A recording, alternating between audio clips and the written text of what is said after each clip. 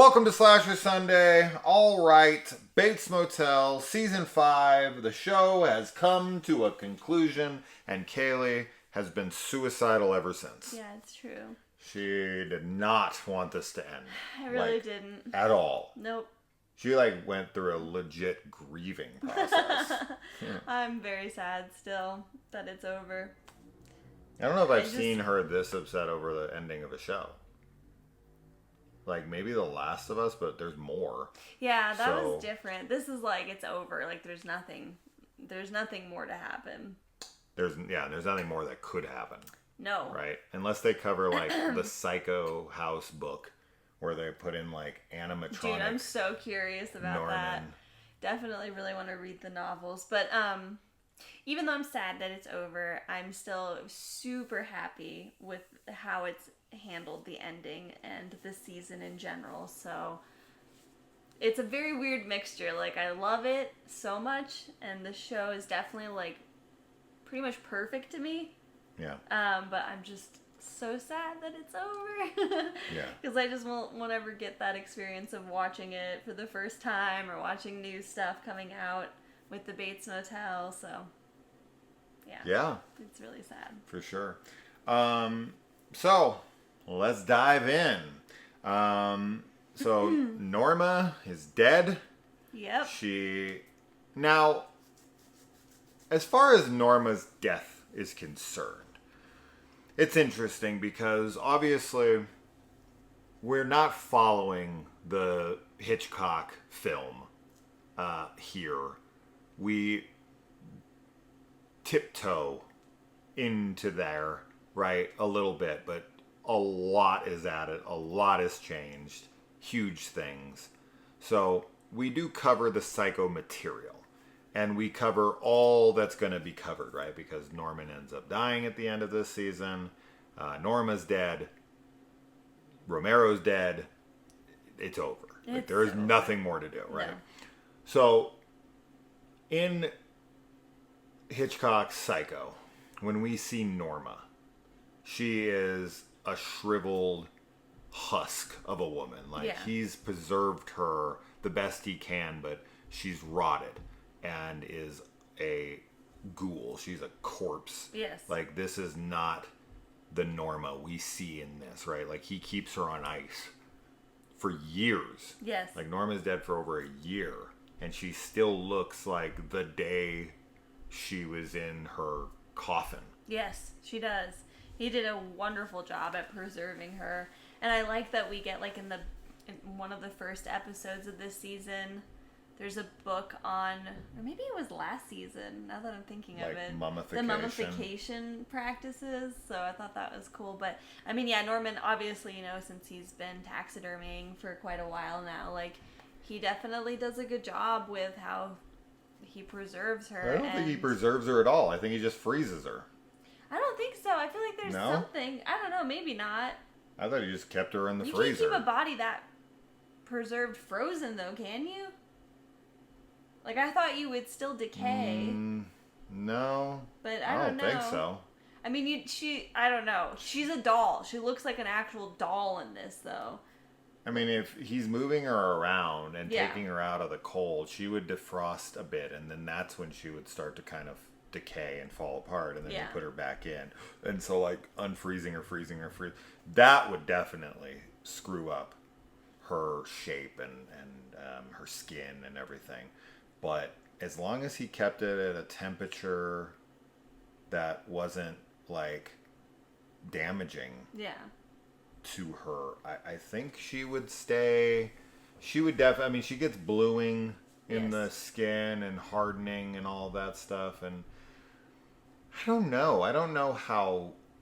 Is it realistic? Probably not. Yeah. Is it super far from reality? I don't know. I don't know. If you kept someone but if look at the bodies that are up on Everest, right? They never decay down to skeletons. Yeah. Right? Not that I'm aware of. They just kind of look...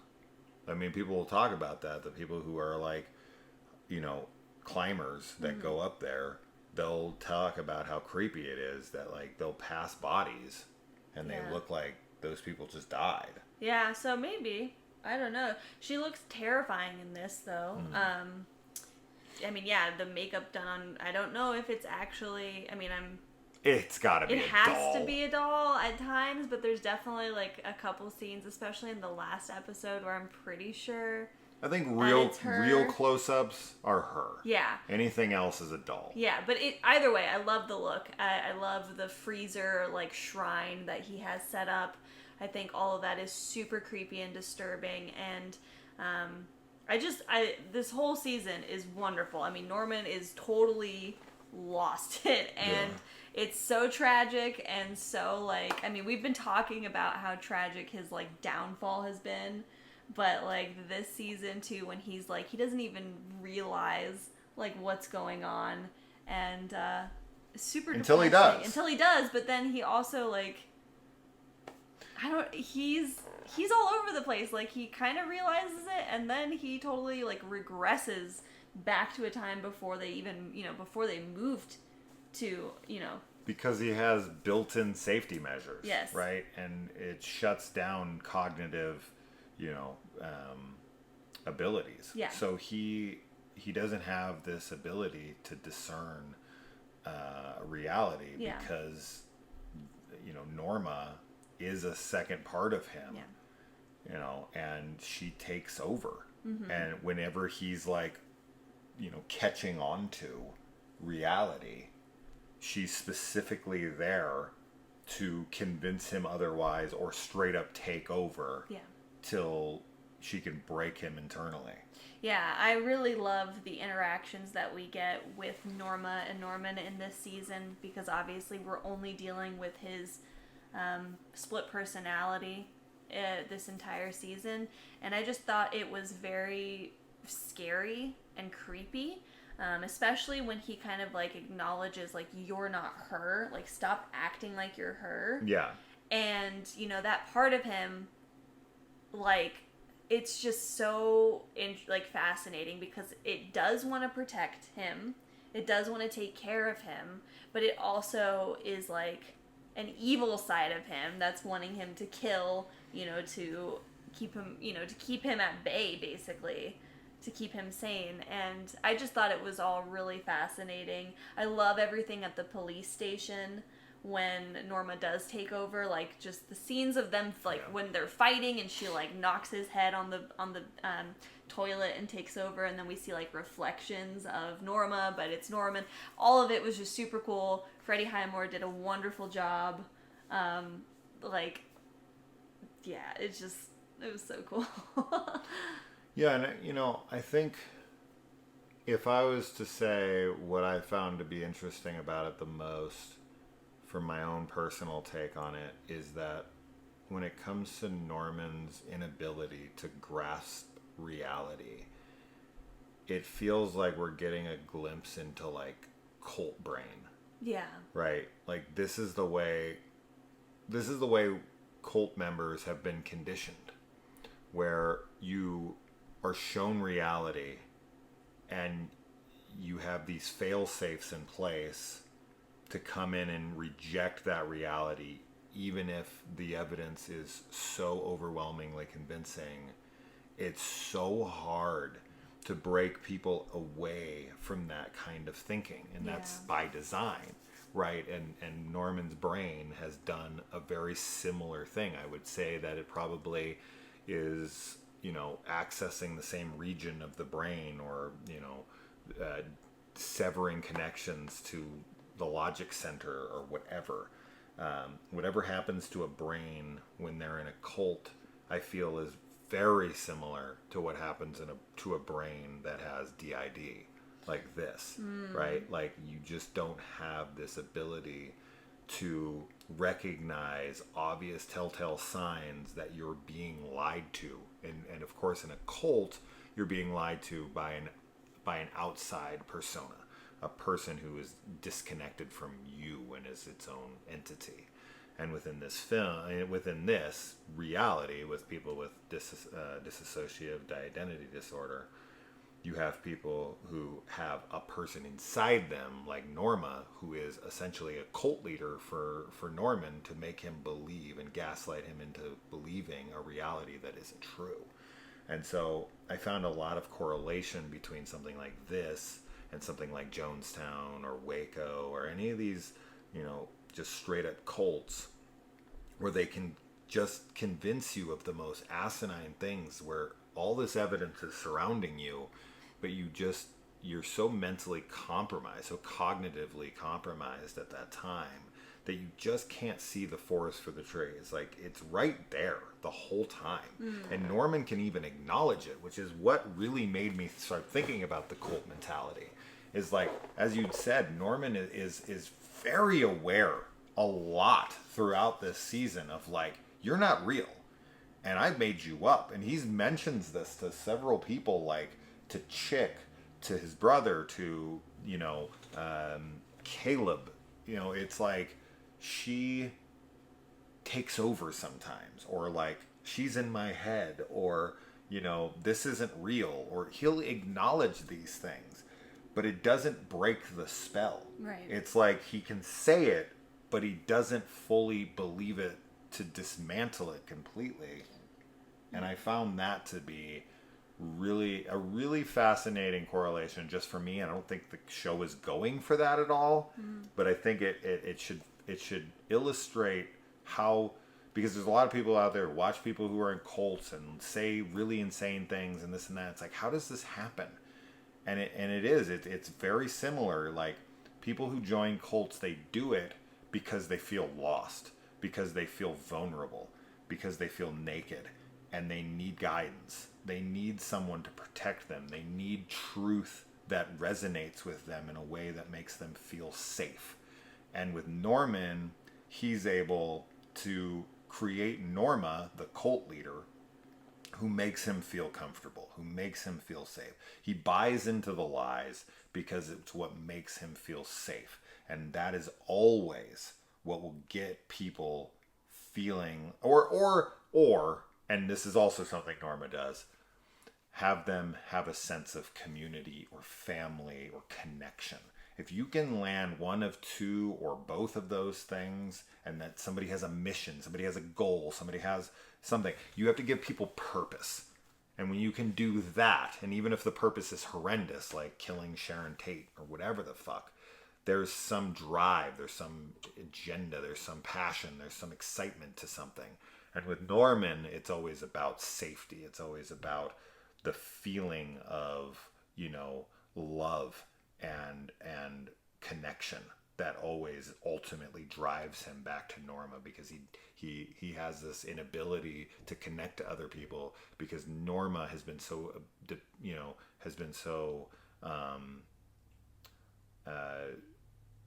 what's the word?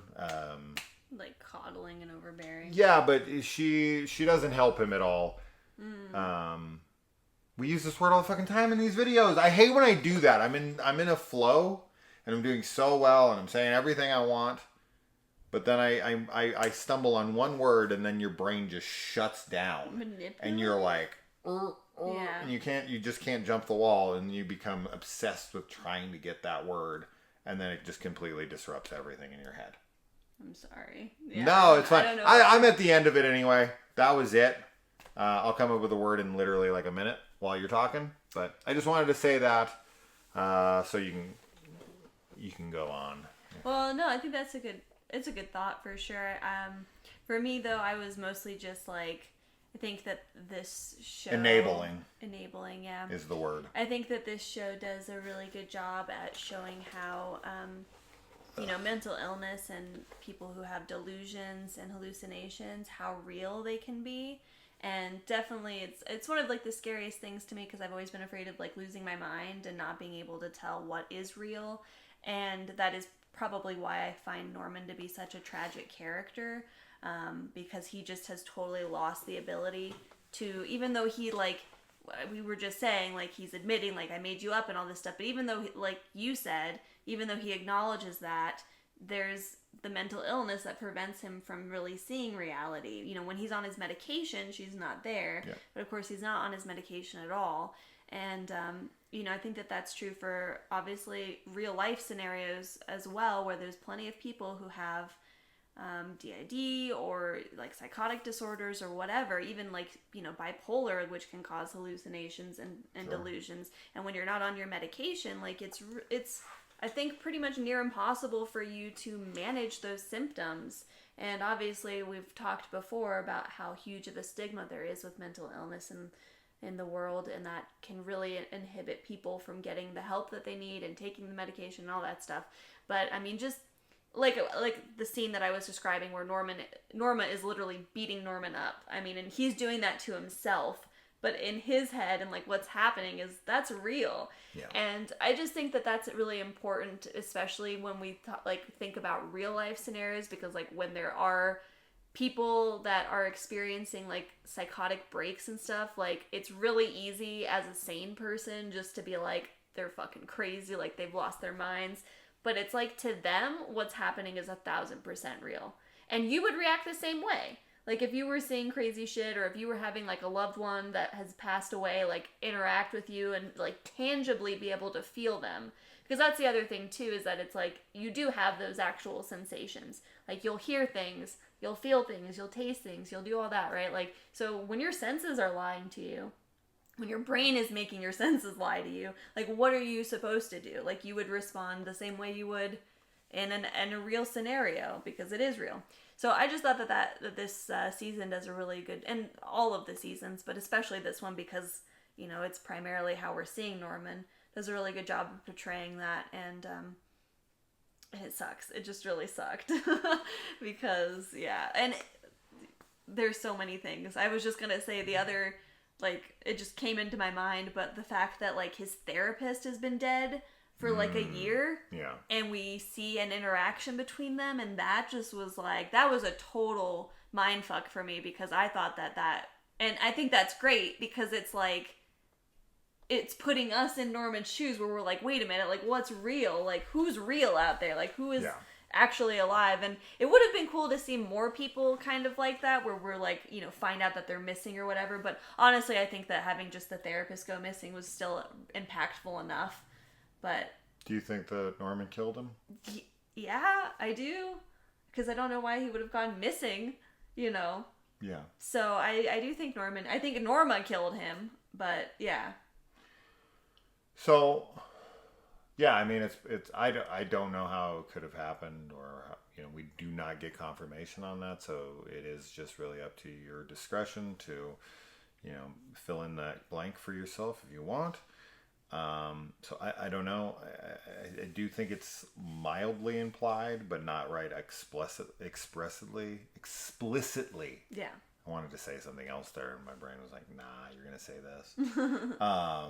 It's not explicitly said or anything of the sort, but I think it's really just, I don't know. Like, I don't feel like it's hinted at that it was Norman, but it's like, I don't see how you could not think it was. But regardless, one important thing to note on what Kaylee said there, though, for me, is like, when it comes to Norma in this season, everything we're seeing of Norma is Norman's perception of this Norma. Yeah. Right? So this Norma is different than the Norma we know. The Norma that was in the last 4 seasons up until she died.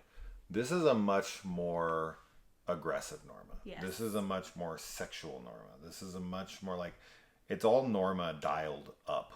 Yes. Right? And much we more never sexually see repressive. We never see Norman being physically abused by Norma. Like, she's not hitting him. No. She's not physical with him, right? Like, that is himself doing this to himself. He's sexually repressing himself because he has an attraction to his mother. Yeah. And I think that in his mind, he wants her to feel that back for him. So she's sexually repressing him, but it's like, it's a shameful attraction. So she acts accordingly. Yeah. It's like it's like he wants her to be jealous and possessive, but he ultimately knows that she wouldn't actually want him because that's wrong. So it's like very confusing. It's like, yeah, you're not allowed to be with anyone else, but you can't be with me either. Yeah. Right? So there's nothing sexual. It's not like his fantasy where he takes over and then him and Norma are fucking each other. No. Right? They don't have a sex scene. They don't kiss. There's no romantic thing happening. But ultimately, I do think that's what he wants. He just knows in his head that that can't happen. So not even in his fantasy will this pretend Norma give him what he wants. Yeah. Which makes him more repressed. This is why he's spying on women, right? He's jacking off as he's watching people fucking in room 1 and all that stuff, right? Yes. Like this is his escape. This is his only sexuality. He has the chance to bang Emma. Doesn't do it because he sees Norma in the room. Yeah. Right? He does sleep with Bradley, which I think is his virginity. Yeah. And the only time he has sex in the entire show and in his entire life. I think so. Right? Yeah. Because he doesn't sleep with Cody. Right? No, he does sleep with Cody. He screws Cody? He does sleep with Cody. Yes. I thought he kissed her, but I don't remember him screwing her. He does? Pretty sure that they have sex. Oh, man. I'm pretty sure they have sex. Did they? Yeah. When? Where? At her house? No, it wouldn't be at her house. No, it wasn't at her house. I don't remember them screwing. I do. Really? Yeah. They did. He definitely screwed Bradley once. He had an opportunity to screw Emma. He didn't. Big mistake. But good for her. And he didn't screw the prostitute. No. He definitely didn't screw anybody else. So if he slept with anybody else, it's Cody. I would have to look back on that, but I don't remember it. But I'm not saying you're wrong either. Yeah. Just don't remember the scene of them screwing. Well, I remember them going to the house and killing the dad, and then after that, she's no way she's screwing. no, him. it was much before that. Yeah. Yeah. She hangs out with him. She goes to she's like, come hang out with me. They go hang out with Emma down by the water. He freaks out on her there. So it couldn't have been at that time. No, it's after that, but before the dad. I'm trying to remember where they were, but I thought that it happened. I mean, obviously it cuts away, but they are making out, and then it's, I thought, implied that they have sex, and I thought that was as a result of him being kind of rebellious, and upset with Norma. So it's kind of like he was getting back at her, but I could be totally wrong on that. I could be misremembering it. Unfortunately, that season has a couple seasons in the past, and we've watched a lot since then. But I think regardless, like what you're saying, obviously, about Norman and his sexual repression, all that's dead on. He's clearly, super attracted to his mom, and that doesn't happen at all this season. She is way more, aggressive and mean. Domineering. And, I mean, she does act sweet at times, and she does the whole, babyish, But that's more when she's, thing. Trying to... She's trying to, convince him to do something and persuade him.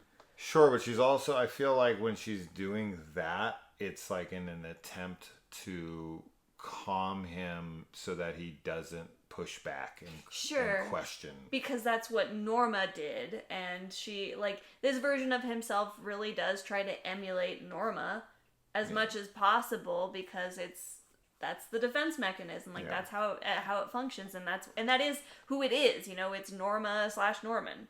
Right. So that's all really fascinating, and there's a lot that happens this season. Obviously, I mean, Caleb dies, which was really sad because Dylan never finds out that his dad's dead, and I thought everything with Caleb in the basement when he's talking to Norman, who's Norma, and he's seeing Norma, and he's just so miserable and but also happy to be seeing her and buying into the fakeness, partly because he's been beaten up, but also because he's just his character has so much self-hatred for what he did and really longs for, Norma Louise the way she was. And also seeing Norma, preserved, I think it makes him break, honestly. I think that he's just not able to, mentally handle it. And no, because Norma's the love of his life. yeah, exactly. Right? I think people, because they're related. Yeah. Because there's like, incest going on there, and because of the rape, people are very disconnected from both of those things, and I get it, rightfully so to a degree. But I think that they don't. I think that definitely a lot of people don't empathize with him enough because of the like context. Like, yeah, this is his sister, and he raped her at one point.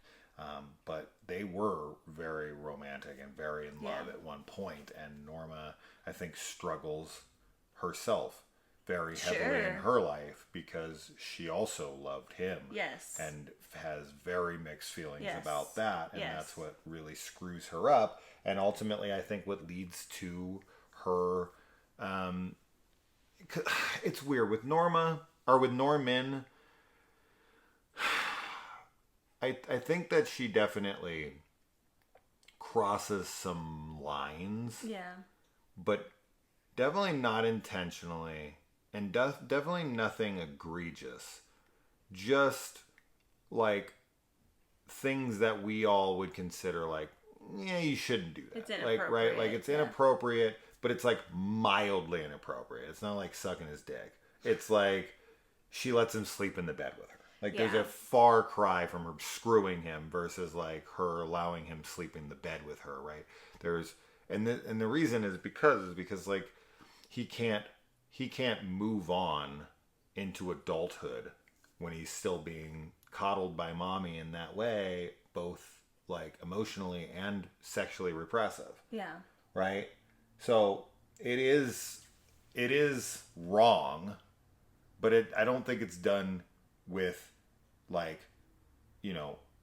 bad motives in mind. I don't think that because Norma unfortunately is very selfish, and she only really cares about herself. She cares about Norman, and I know this from unfortunately personal experience. She only cares about Norman because he's an extension of her. She only cares about Norman because of what Norman can give her. Her love that she feels for him is very self,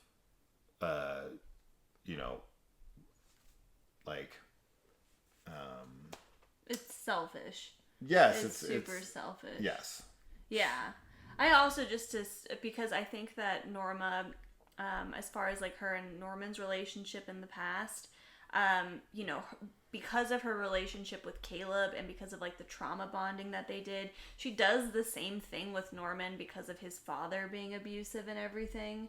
So it's weird because she is a villain and she is definitely abusing him emotionally and setting him up for all this like horrible stuff that he has to deal with and literally cannot handle, and makes him, ultimately kill her and kill many people.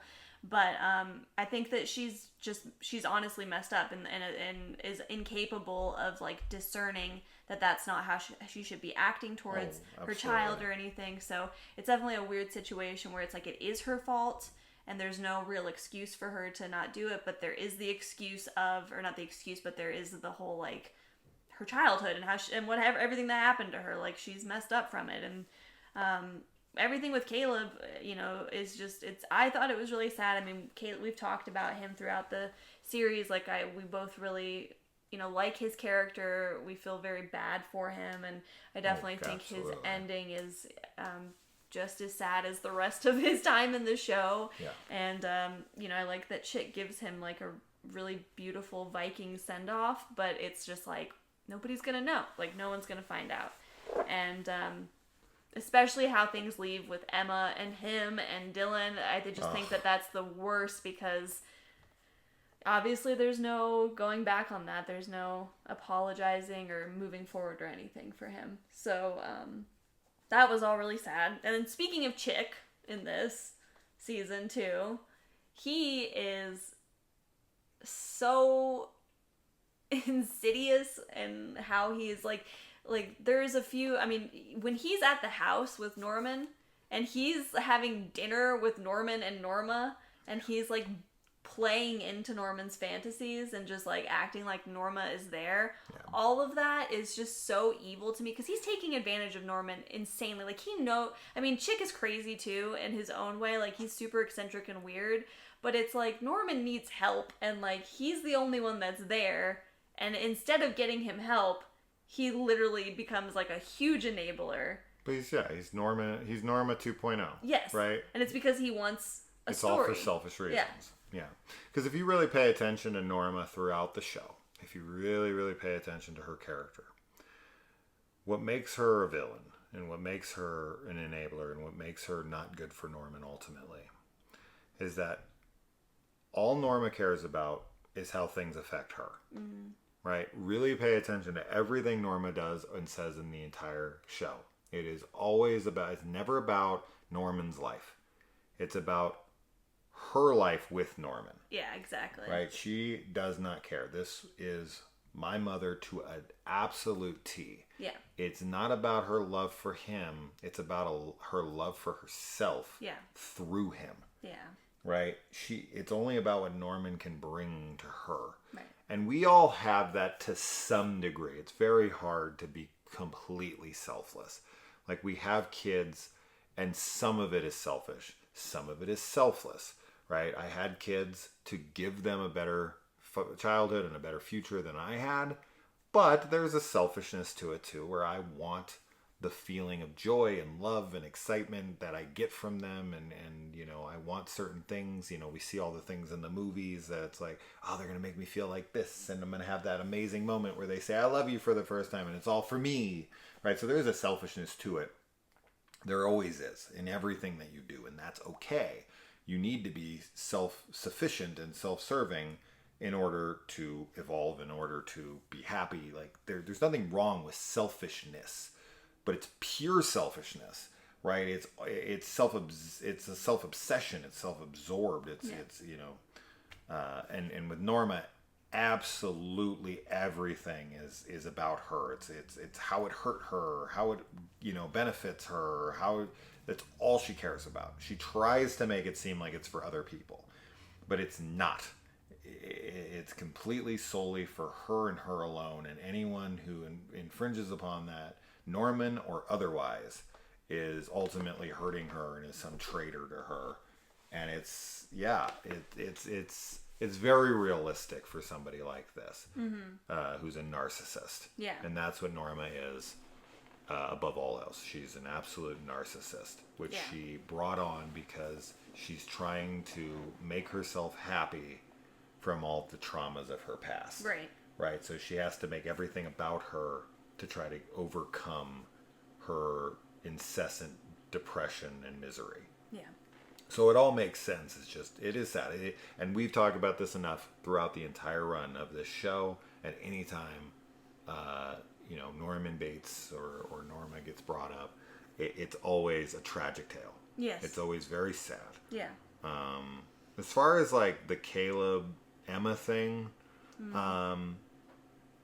I get it to a degree, but I think we're always going to have our opinion, right? Like, what's our take of this? And we know, see, here's the thing too, like, we have way more context. Yeah.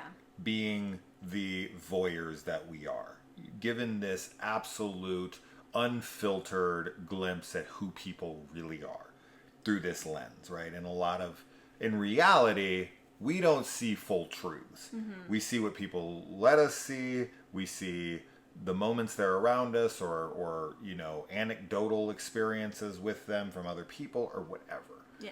And in the television series, we get to see this completely unfiltered reality of who they are as a whole. So we get to know Caleb much more intimately, much more deep, much more realistically than Emma or anybody does. And so because of that, we can empathize much stronger. And So I think it's harder for me to disconnect my feelings towards that when Emma comes to him after finding out that he did something to save her life, to bring the money in. She has a life because of him. And she outright says, like, you know, I'll forever be grateful to you. And, like, that was amazing and wonderful, but you can't be around. Yeah. And that really pissed me off Yeah. when she said it. Like, really? After everything that's happened? But as I said, I'm trying to disconnect. I try to be like, this would be way too much for most people. Like, incest, rape. Yeah. You're a monster. You should be in prison. You should go to hell. I hate you. Die. Yeah. Right? So the fact that she's even letting him in the house, hold her baby, that's a huge step for a lot of people. Yeah. But because we know Caleb and we didn't see the past stuff, we didn't see him rape Norma, we didn't have that context. We only have the context of, like, you know, regretful Caleb, who's honestly, Caleb throughout this whole show is wonderful. Like, he's a great person. The entire show. He has a past that's not, but whatever we see, I see a man that maybe once upon a time raped his sister. But I think we all need to believe that people can change and that there is a reform to people, that people can be reformed. And in Caleb's case, Caleb is fucking reformed. He would never rape Norma again. He would never rape anybody again. And he truly not only is sorry, but has paid ultimately for what he did. He hates himself and has beat himself up for decades and has put himself in more misery than any prison or anything could ever have done. So if people think people should go to prison for 20 years for rape, and then once they're out, are they reformed? Are they forgiven?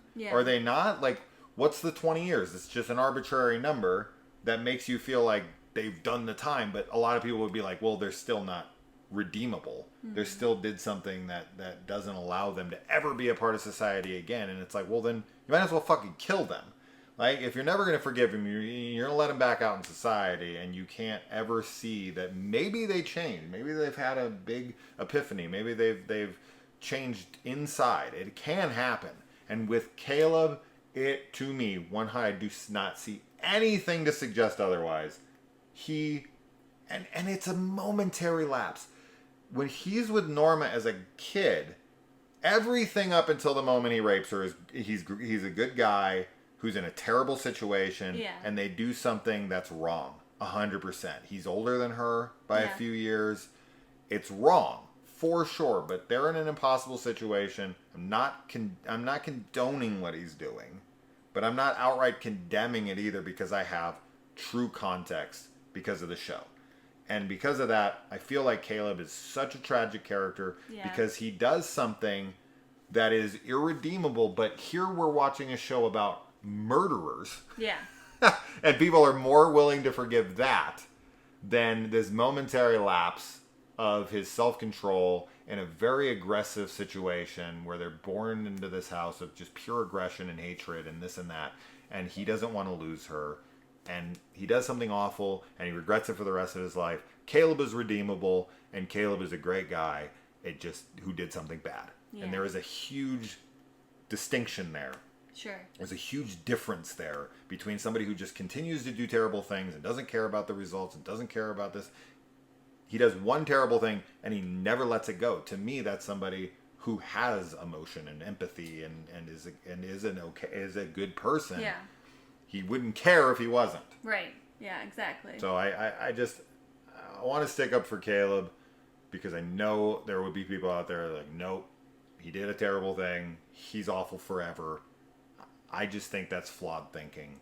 And I would hope people can look deeper in themselves to understand that we all have flaws. We all do terrible things or bad things or dumb things.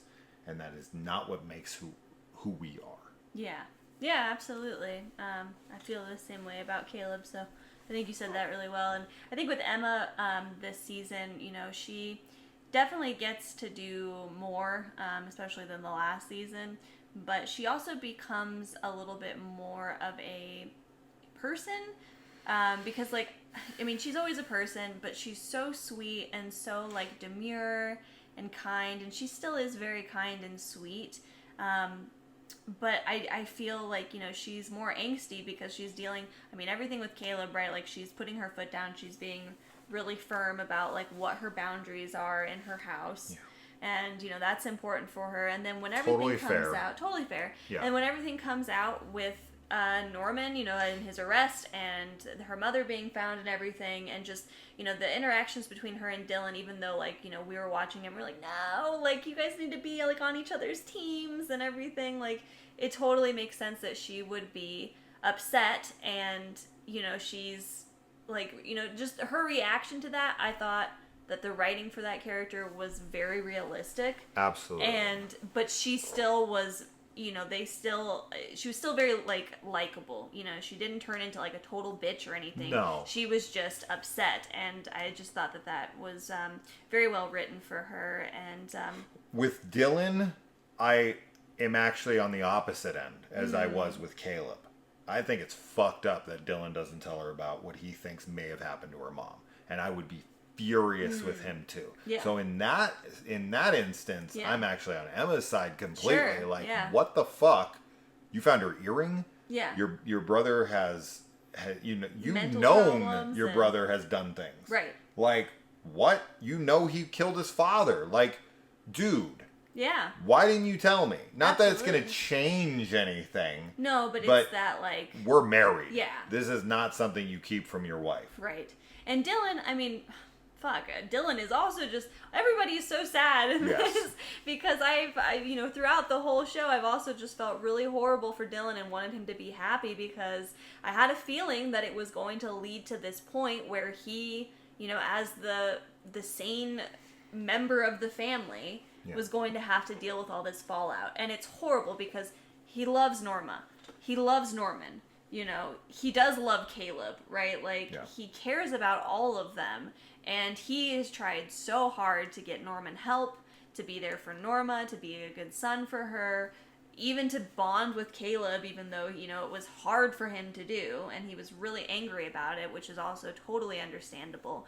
But, I just, everything with Dylan and, like, him and, the lawyer and going to Norman's court hearings, and just the guilt that he was feeling, plus the, there has to be some level of, like, mild hatred in there too, right? Like, to see your younger brother and know that he's, like, killing people, but also to know that he's very unwell. And I do think that Dylan ultimately, like I said, he does love Norman, and he, up until the end, wants Norman to get help.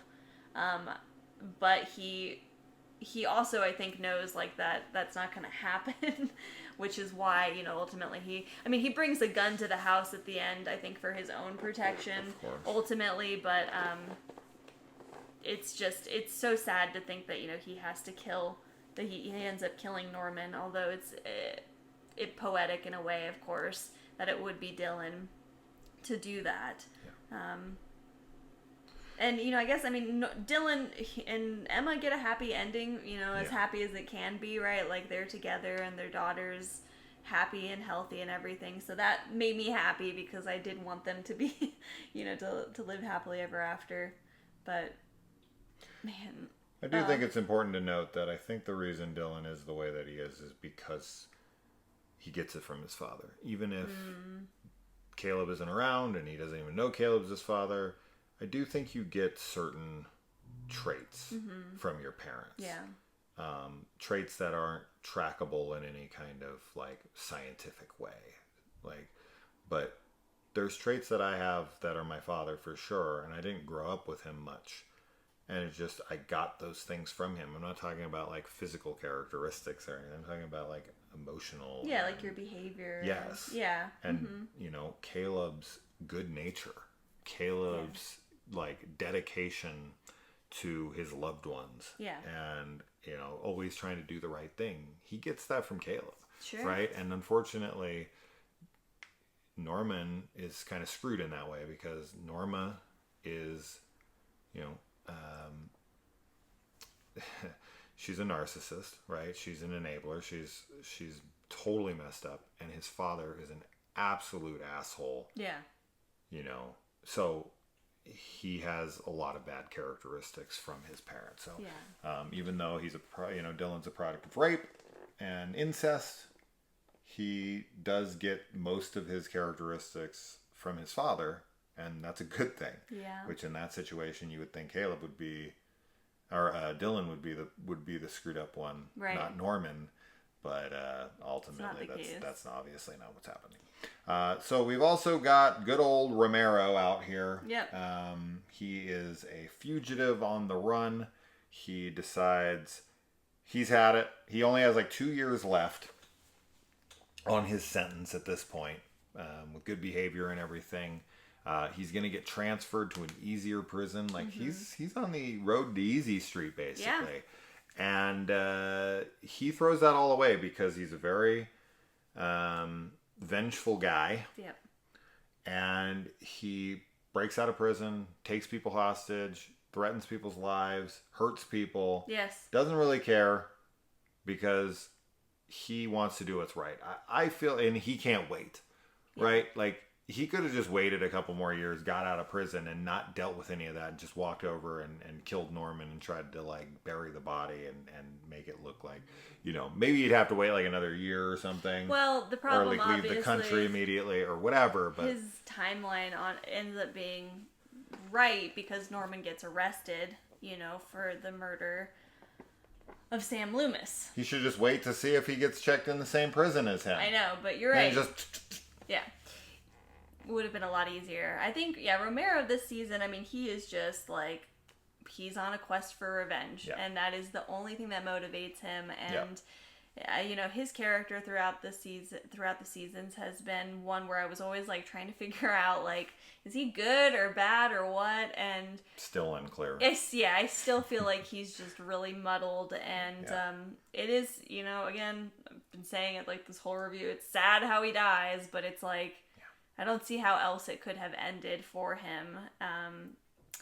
And I honestly don't really have a lot to say about Romero in this season, to be honest. He does a lot of things and there's stuff we could talk about, but it's just him coming to Norman. Like, I knew that he wasn't going to be the one to kill Norman. Yeah. I just figured that was the case. So, I don't know. How would you have felt if Romero was the one who killed Norman? I don't think I would have liked it as much. I guess it depends on the situation, like how it was set up. But I really, really like the ending with Dylan at the house with Norma's body and Norman and everything. I think the ending is so impactful and dramatic and everything. And because the show is all about family, even though I guess technically Romero is his stepdad, but it's just, he's not as much in the family, of course, as Dylan and everything. So I don't think it would have been as good. The only thing that would have worked otherwise is like Norman kills Norma, but it's him ultimately killing himself. Sure. Right. Yeah, that would have been really interesting. Yeah. Right. And Dylan tries to like prevent him from like slicing his own throat or whatever. Right. And he can't because Norman like overpowers him or whatever to kill himself by killing Norman. He's like, I finally got her, something like that. But having Dylan do it ultimately and like forcing him to do it by coming at him is always tragic. We've seen that kind of approach many times in film. But it's impactful here because of everything connected to it. Yeah. So yeah, as far as all that goes, I think with everything with Norman and Norma and Dylan and the core characters is great. So what else we have to talk about here is the psycho stuff, right? So we haven't talked about any of that. We do get Sam Loomis here, who is now married and a total piece of shit. Oh my God, he's the worst. Right, so this has been more modernized. Yeah. Now, I could see people having an issue, and I could even see people calling this woke. That's stupid, but regardless, I hate the word, and I'm tired of hearing it. But, making him more of like an unlikable dude who's like abusive and whatever, making Marion Crane black. Obviously, there's things here that people could be like, meh, right? And then the fact that they gender swap the deaths and Marion is not killed and Sam is instead, like, that to some people, dumb people, is woke. Dumb. But I love all of that so much. yeah. Yeah. So the stuff with like with Sam being a cheating husband now, as opposed to just like they're having this like little romantic thing, and she wants to move out, and you know, he's struggling financially. Now, I think what they did there is, you know, they kind of played into this idea of like, if a guy lives in a different state and he's like, oh, I can't be with you yet because I don't have enough money or whatever. A lot of the times he's having an affair.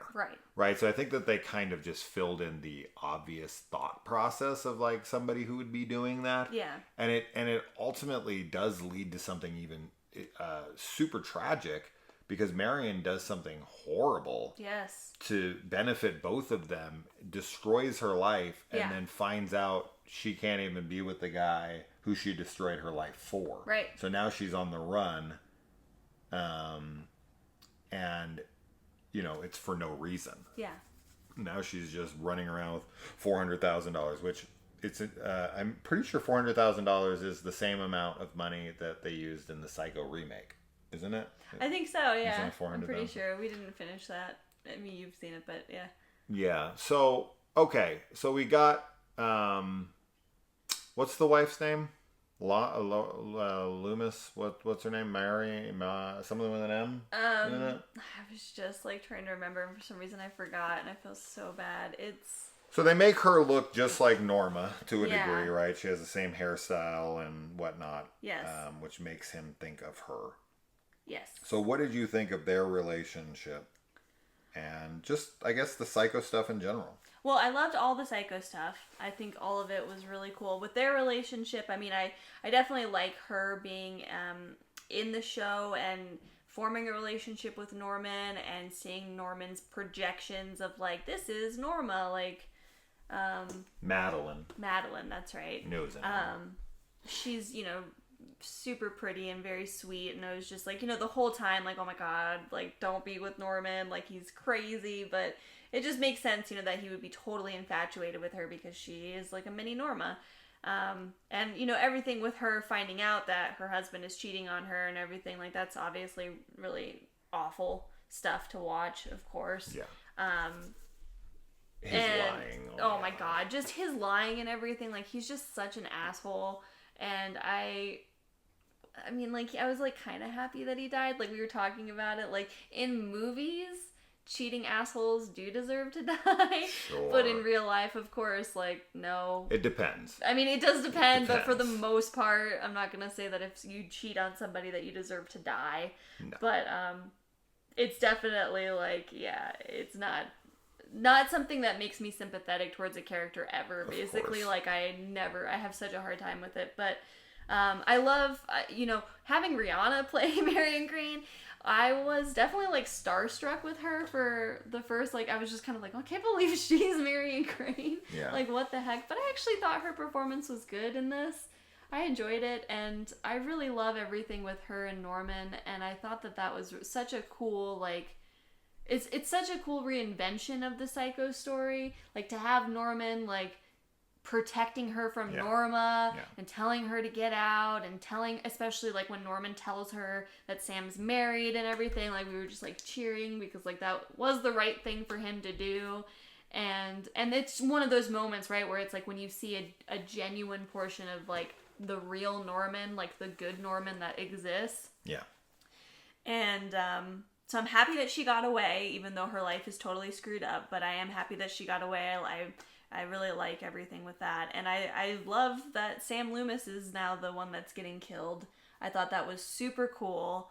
And it is, you know, a great recreation of that famous scene, the shower scene. And I like that it's Norman that's doing it. Like, I thought that was wonderful that, you know, in the original, obviously, it's Norma's killing. And even throughout this whole series, Norma's the one that's killing. Yeah. And Norman now, like, and that's what, it's so great because Norma convinces Norman, like, he's just like your dad and all this stuff. Yeah.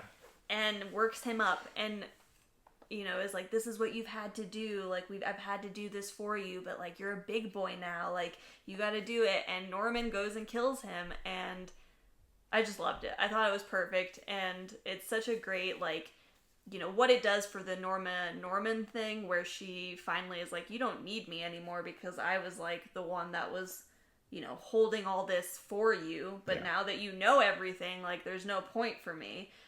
I think that's wonderful. It's such a great setup for his, total downfall, throughout. Although that's not where she leaves him. Oh, wait, yes, it is. Sorry, I was thinking for some reason that he was... Wait, no. What are we I'm talking confused. When the Norma delusion is like, I'm gone now, that's way after, actually, not when way after. Not way There's after. only but 4 episodes left not after when, that. It's not when he kills Sam, but it's after that. But anyway. Right. Yeah. So. But yeah, I think that's about it. Yeah. I don't know what else to talk about. The other thing is that Norman has sex with a man as Norma in this season. Shit, yeah. That happened, which was pretty, like... So I guess Norman does have sex with someone else. Yeah. It's just dude. It's a dude. Yeah. But it's not. It's Norma. I thought that was really cool, that whole scene with the bar when he's like... The bartender is just like, are you alright? Like... You should have had a scene where he woke up in the morning and was like limping around. Like, why is my ass so sore? But it's great because it's like the Norma is really like taking over and doing things and really doing things. I mean, she full on knocks him out. Yes. Knocks him out. Knocks that personality out like he's in a coma. Yeah. And she was like, I'll wake you up when I want you. And she then tries to get herself out of the pickle. Yeah. Like legally that he's put her in. So he goes and turns himself in to stop himself from, killing because he doesn't want to. He's gonna kill. Yeah. And then he's like, I can't. And he calls the police on himself, right? He wants to kill Dylan, and he's like, no, I can't kill Dylan. I love him too much. Yes. Right? That's something we didn't discuss. We didn't, he stops Norma from... It breaks him. Yeah. Like, so there is an ability, like, to stop Norman from doing something if he loves someone enough. Yeah. Right? So obviously he doesn't love Bradley enough. He doesn't, he doesn't have enough connection to, anybody else that he kills. Yeah. But with Dylan, it's one step too far for him, and it breaks him of his delusion, and he's able to call the police and really complicate things. Yeah. Right, but then Norma's like, I'm gonna get my way out. I'm gonna get myself out of this. And I thought that they were gonna go the route where Romero was gonna get blamed for the murders because he'd broken out at that point. Yeah, I did and was like, oh, that psycho's out there running around. Who knows what he's doing? He's a criminal. So I thought they were gonna go down that road, but they didn't. And I thought maybe Norman was gonna get away with it, and that we were gonna lead into like the events of like I would have loved for Norman to survive. Sure, yeah. And put him in jail and recreate the like I wouldn't hurt a fly scene. Sure, yeah. And all that stuff, and he like regresses. He becomes Norma completely because that's kind of what happens here. She takes over, but Norman's not like gone. At the end of Psycho, it's very much implied Norman is gone. Yeah. He's never coming back. In fact, the doctor straight up says Norman is dead. Like, Norman is gone. Norma has now completely taken over. Now, of course, in the sequel, they retcon that, kind of. I mean, it's not that they retcon it. It's that his doctor's just fucking wrong. Right. Right? And Norman does come back after enough therapy and whatnot. And Psycho 2 is just the fucking best. That movie rules. Gotta watch the Psycho sequels. They are fantastic. Yes. Just as good as the original, in my opinion. I love them all. Psycho 2, 3, 4, I love them all. But yeah, I would have loved to have seen this leave off with Norman going to jail and potentially 5-10 years from now, them doing like a Bates Motel reboot, Psycho 2 sequel. Oh, of course. Thing, oh my God, right? I would have loved that. Yes. And, characters coming. I just love this. I love the story of Psycho 2 so much. Of this, like, this person who's been completely reformed and then people push him back into Right. his mental delusions. Yeah. Like, and it's so sad Yeah. because Norman's trying so hard I know. to stay sane, Yeah. and people are convincing him he finally breaks. Yeah. And it's like, no, he went through so much. He was better. Right, he was better. So we never got that in here. But we really just kind of get a more condensed version of like Norman takes over, then Norman comes out, saves the day, is ultimately redeems himself, kind of Darth Vader moment.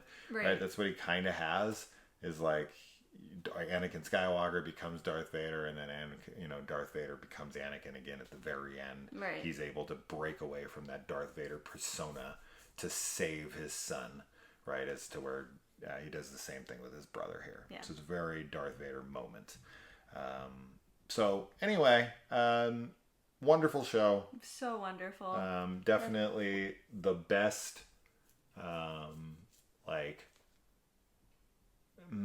Ash versus Evil Dead and this are the two best shows that are connected to popular horror franchises. And I really hope that the Friday the 13th A24 show takes serious note, because I want to see that Pamela Voorhees, Jason Voorhees relationship fleshed out, please. Yeah.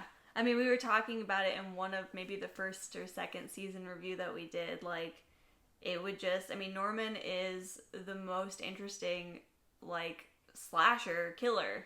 Absolutely. Like, by a long shot. And if they can do something like that with Jason, I will love it, because I already love Jason. Like, everybody, but like a simpleton, like a mentally retarded. Well, I mean, that's what Jason is. Yeah, but like just getting more like backstory in that character. I mean, how sweet would that be, though? If he's like a little mentally retarded kid who's like, trying to do his best and everything. Oh my god, like, that's gonna be so break my heart. Yeah. Sure. And then you're gonna be like, kill them all. Yeah, 100. And be like, that's right, get him, Jason. But love this show. Yeah. Love Norman Bates. I want to rewatch all the movies. Yeah. I want to get a Psycho tattoo. I've already got it planned, but I don't have any money because we're moving. And Kaylee had like no Psycho exposure until she met me. No, I didn't, but I definitely... You'd seen the first, though. No, I hadn't. Wow. That was what it was. So you literally never seen a single bit of Psycho in your life. I know, which was crazy, because that was one of those movies that I was like, I'm a horror fan that hasn't seen Psycho, like... And now it's like your favorite shit ever. Oh my god, it's the best. So... Well, up next, we will be covering Bates Motel, the television movie from like 1989 or something with Lori Petty and Bud Cort. I've never seen it, so this will be the only Psycho thing that exists that I have not seen. I've not seen it because it has like a 3.9 on IMDb and is always heralded as like one of the worst things ever. So it sucks that something so terrible exists in the Psycho franchise outside of that remake. The remake isn't horrible. It's just like an inferior copy of a fucking masterpiece. Yeah. It's like the Equate version of like, mouthwash or something you buy from Walmart. It's like, just buy Listerine. Yeah. So there you go. Yeah. Bates Motel in its full. We did it 1 week after the other. We really had to work our ass off because we still do Monster Mondays and Stephen King Saturdays where we were reading books, and we got the book club books we're reading, and all these found footage movies we're watching, and all these shows we're watching, and the video games we're playing, and work and kids. And we're also moving in like a month and a half. Yeah. So we got a lot of shit going on, but we wanted to make sure we stuck with this, and getting Kaylee to watch Bates Motel every night was not a hard sell. No. So, what did you guys think of the whole show overall? And that's that. Bates Motel comes to a close, but we've got one more week to discuss, and we're going to probably just talk about how horrendous that movie is. It's going to make me sad. Yeah. At least Lori Petty's really cute. Maybe that'll help. We'll see. We'll see. All right. Till next week. Bye. Bye.